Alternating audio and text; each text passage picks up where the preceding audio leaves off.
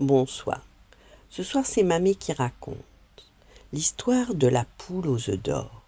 Dans un petit village, entouré de collines et de champs de lavande, vivait un fermier nommé Martin.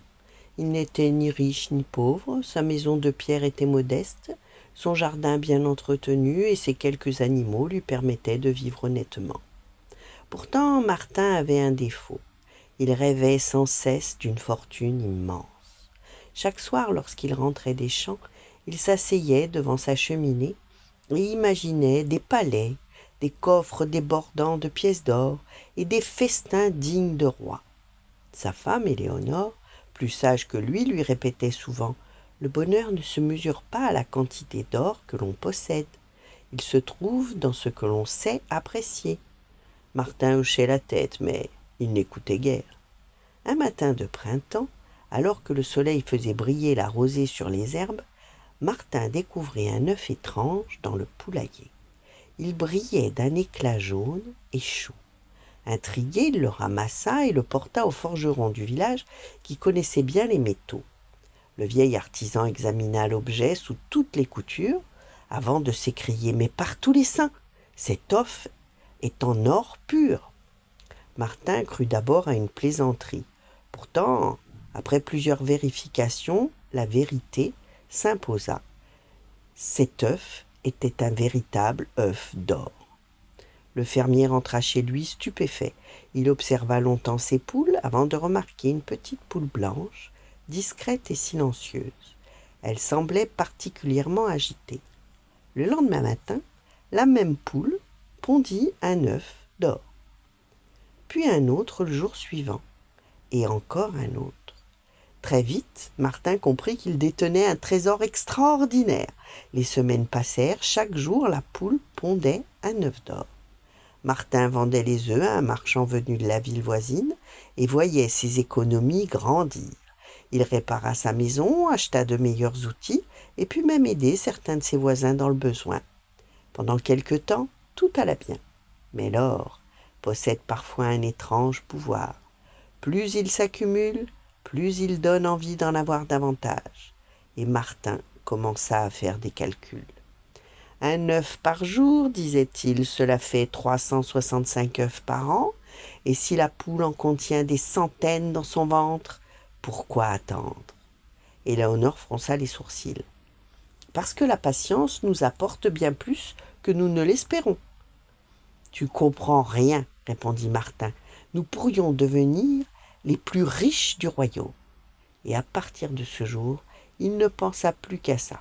Chaque matin, il observait la poule avec impatience. Chaque soir, il comptait ses pièces. Chaque nuit, il rêvait de montagnes d'or encore plus grandes.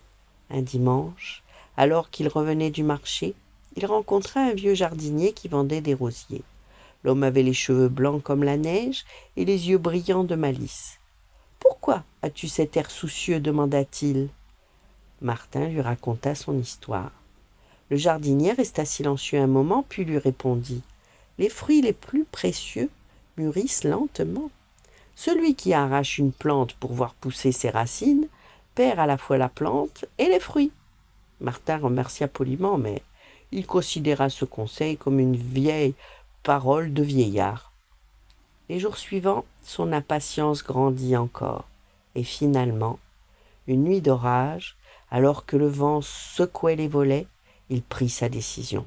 « Demain, dit-il, je saurai enfin combien d'or cache cette poule. » Le matin venu, malgré les protestations d'Éléonore, il emporta l'animal dans la grange.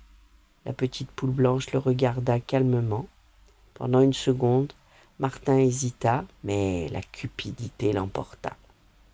Quand tout fut terminé, il découvrit avec horreur que l'intérieur de la poule était semblable à celui de n'importe quel autre animal.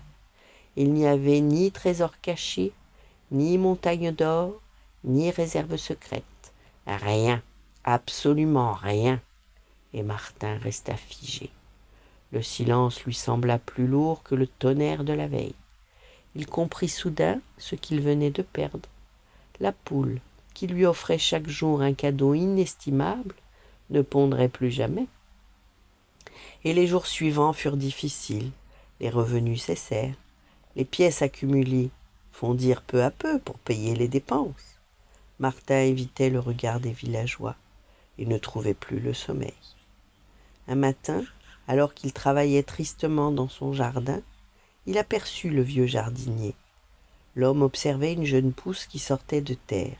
« Regarde cette plante, dit-il. Si je tire dessus pour qu'elle grandisse plus vite, que se passera-t-il ?»« Bah, elle mourra, » répondit Martin. « Exactement. Certaines richesses demandent du temps. Vouloir les obtenir tout d'un coup revient souvent à les détruire. » Martin baissa la tête. « J'ai compris. Mais trop tard. » Le vieillard sourit doucement. « Comprendre ses erreurs n'efface pas le passé, mais cela prépare un meilleur avenir. » À partir de ce jour, Martin changea. Il travailla avec sérieux, cultiva son jardin avec soin et cessa de courir après des fortunes imaginaires. Peu à peu, il retrouva une vie paisible. Il ne devint jamais le plus riche du royaume, mais il acquit quelque chose de plus durable, la sagesse. Lorsqu'un enfant du village lui demandait pourquoi il prenait tant de temps pour faire pousser ses légumes ou réparer ses outils, il racontait l'histoire de la poule aux œufs d'or. Et il concluait toujours par ces mots. « Ce n'est pas le manque qui ruine les hommes, c'est l'impatience. Celui qui sait attendre récolte souvent davantage que celui qui veut tout posséder immédiatement. » C'est ainsi, dans ce petit village entouré de collines, la vieille leçon continua de vivre longtemps après la disparition de la mystérieuse poule blanche. Car les trésors les plus précieux ne sont pas toujours ceux que l'on enferme dans un coffre, mais ceux que l'on apprend à préserver jour après jour.